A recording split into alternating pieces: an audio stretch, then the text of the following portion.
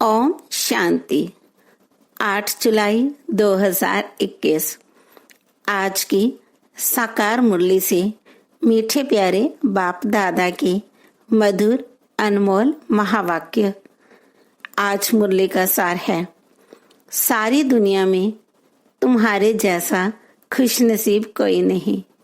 तुम हो राज ऋषि। तुम राजाई के लिए राजयोग सीख रहे हो।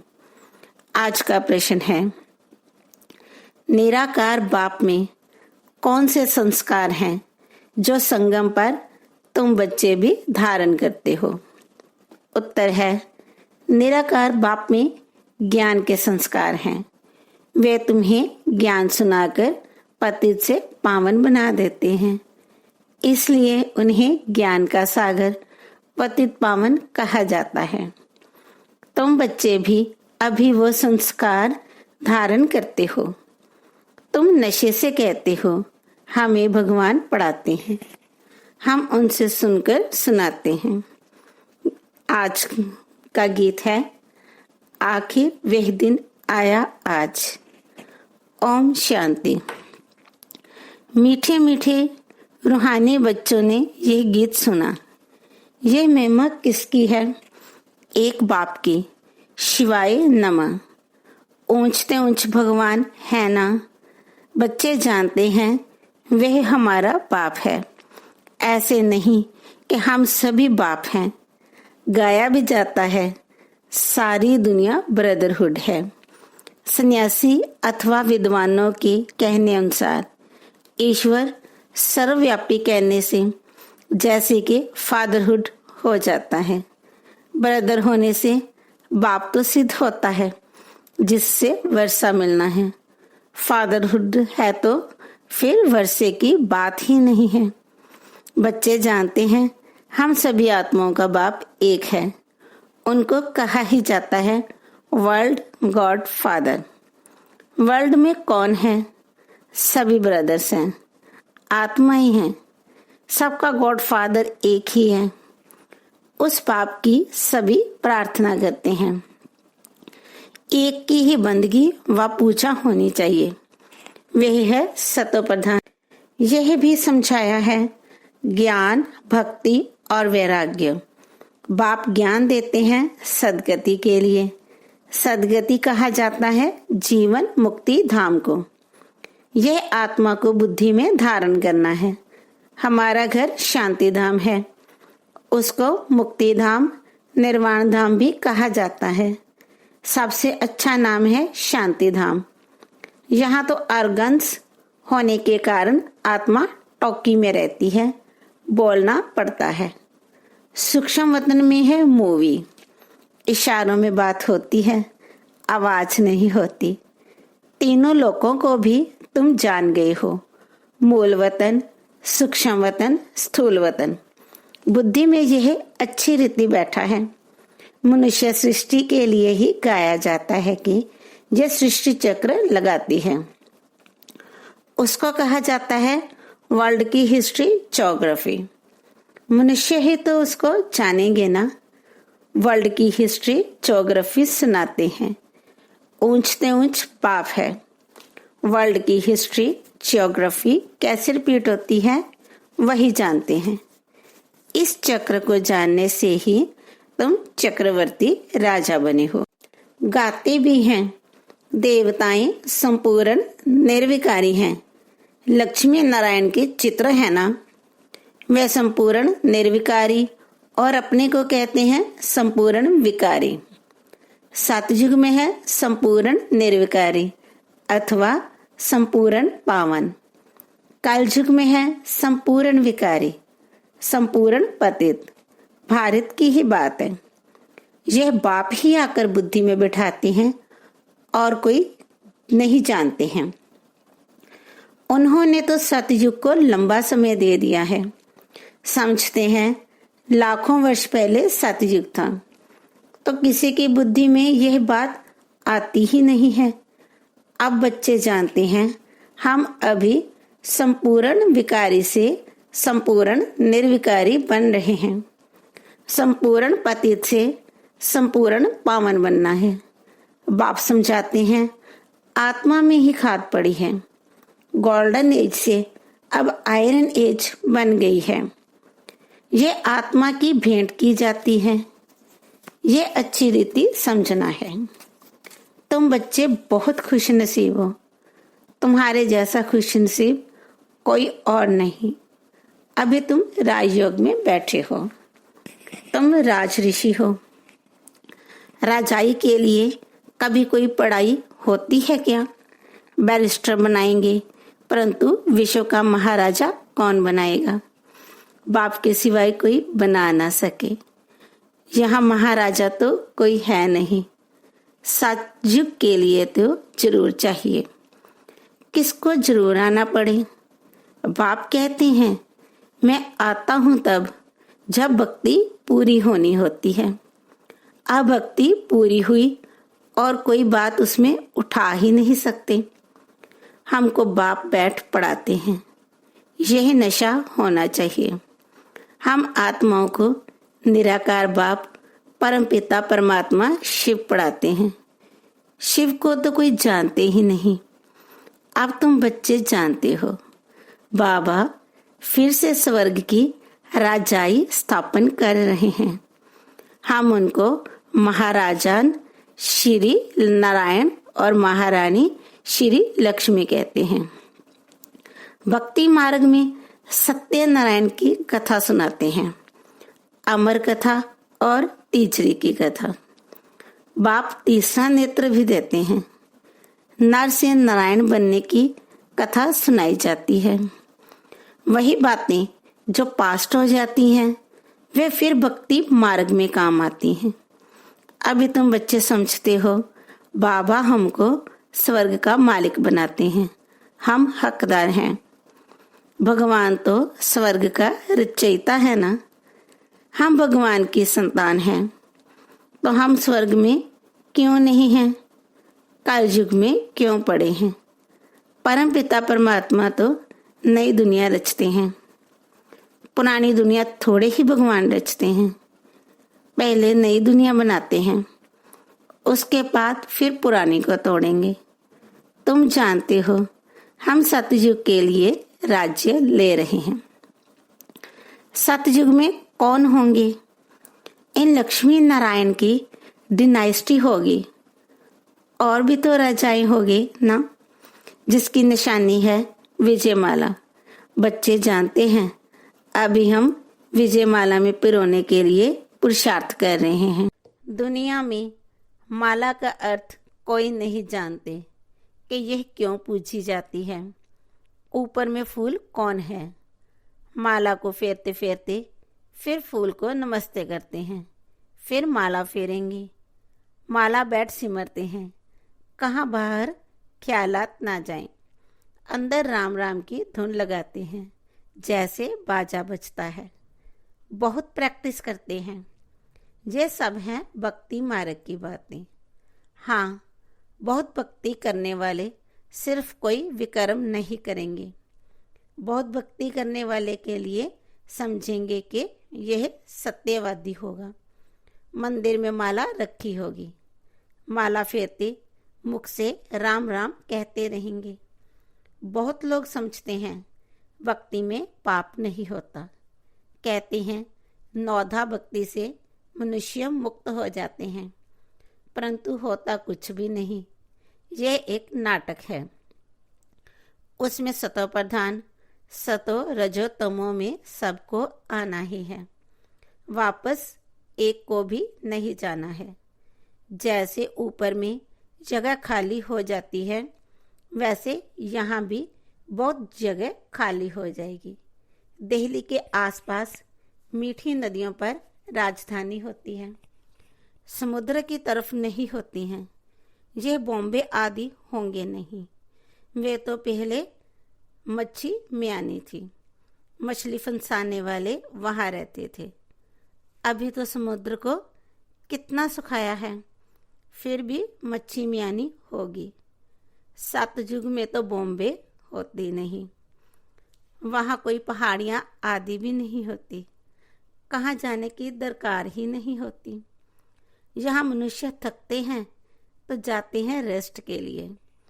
सतयुग में थकने करने की कोई प्रकार की तकलीफ नहीं होती।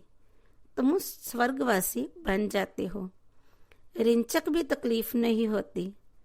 तो अब बच्चों को बाप की श्रीमत पर चलना है। बाप कहते हैं, मीठे लाडले बच्चों, शरीर निर्वाह अर्थ धंधा आदि तो करना है। स्कूल में स्टूडेंट पढ़कर फिर घर में जाकर पढ़ते हैं, घर का कामकाज भी करते हैं। यह भी ऐसे है। इस पढ़ाई में तो तुमको कोई तकलीफ नहीं है। उस पढ़ाई में कितनी सब्जेक्ट होती हैं? यहाँ तो एक पढ़ाई और एक ही पॉइंट है, मन मना भव। इससे तुम्हारे पाप नाश होंगे। भगवानुवाच है ना। वे समझते हैं गीता भगवान ने द्वापर में सुनाई, परंतु द्वापर में सुनाकर क्या करेंगे? कृष्ण के चित्र में लिखत बहुत अच्छी है। ये लड़ाई तो एक निमित्त है, सब मरेंगे, तब तो वापस मुक्ति जीवन मुक्ति में जाएंगे। 100 भी सिर्फ लड़ाई में थोड़े ही मरेंगे। अनेक प्रकार की कैलेमिटीज होंगी। बच्चों को कोई दुख नहीं होना चाहिए। मनुष्य का हार्ट फेल होता है तो उसमें कोई दुख नहीं होता है।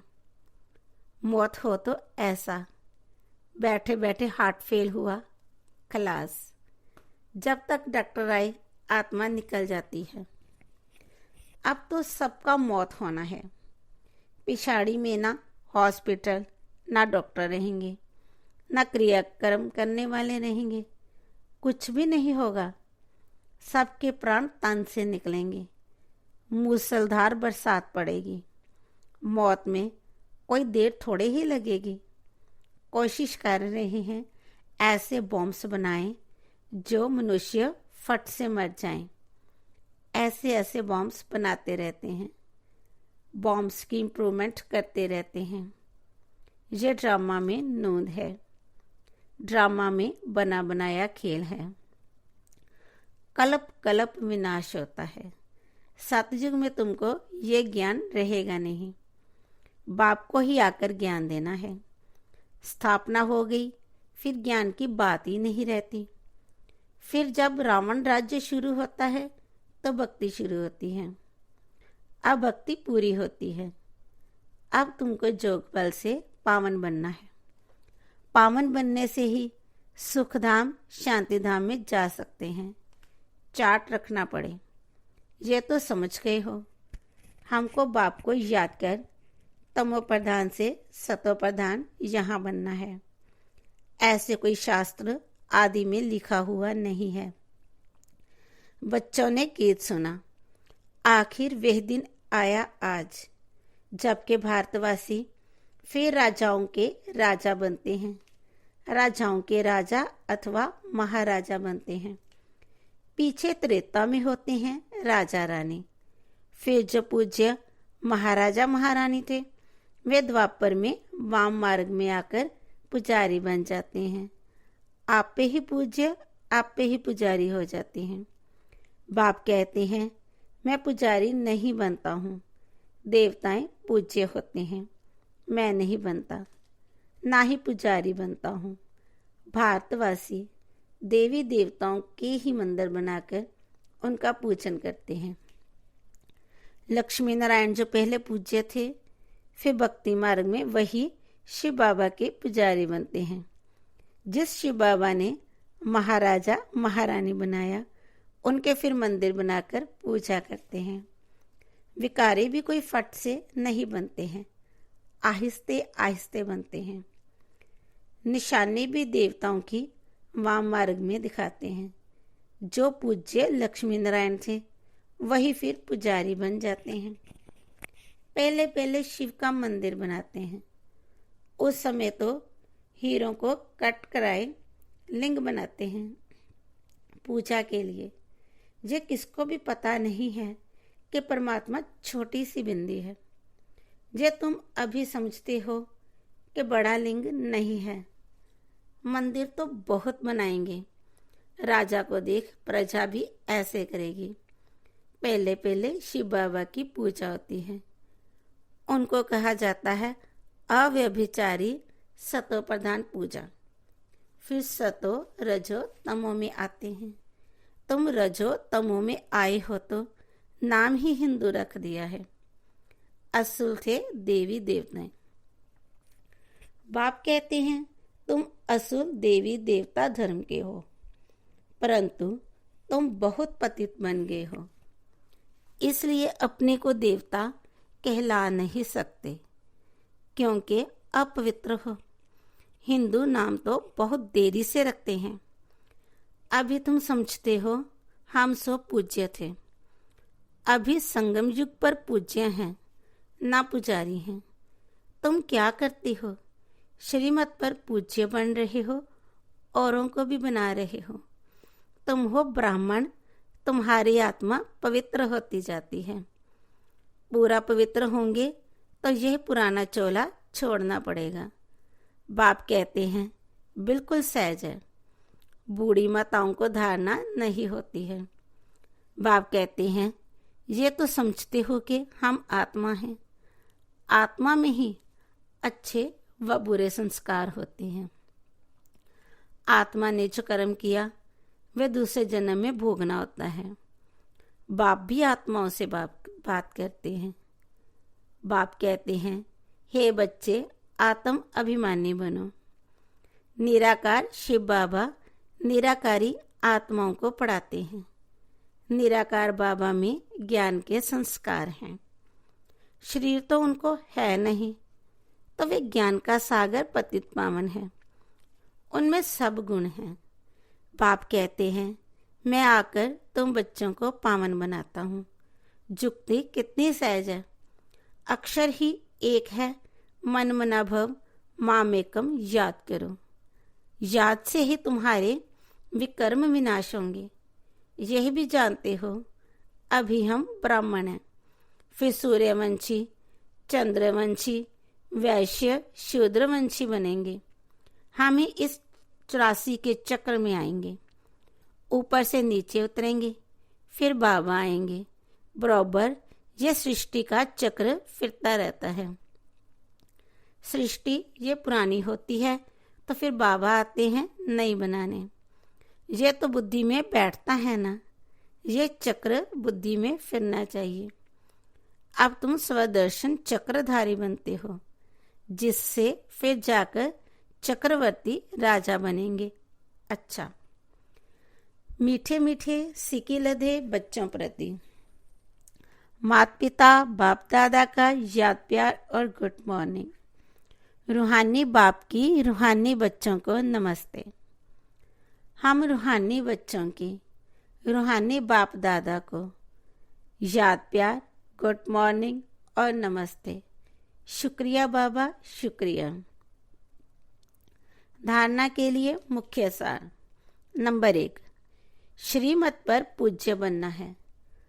आत्मा में जो बुरे संस्कार आ गए हैं उसे ज्ञान योग से समाप्त करना है। संपूर्ण निर्विकारी बनना है। नंबर 2, शरीर निर्वाह अर्थ कर्म करते भी पढ़ाई पढ़नी और पढ़ानी है। योग बल से पावन बन राजाई पद लेना है।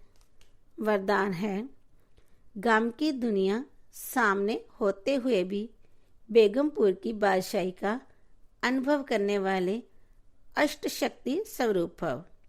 गम और बेगम ये अभी ही नॉलेज है। गम की दुनिया सामने होते भी सदा बेगमपुर के बादशाही का अनुभव करना, यही अष्ट शक्ति स्वरूप कर्मेंद्रिय जीत बच्चों की निशानी है। अभी ही बाप द्वारा सर्व शक्तियों की प्राप्ति होती है।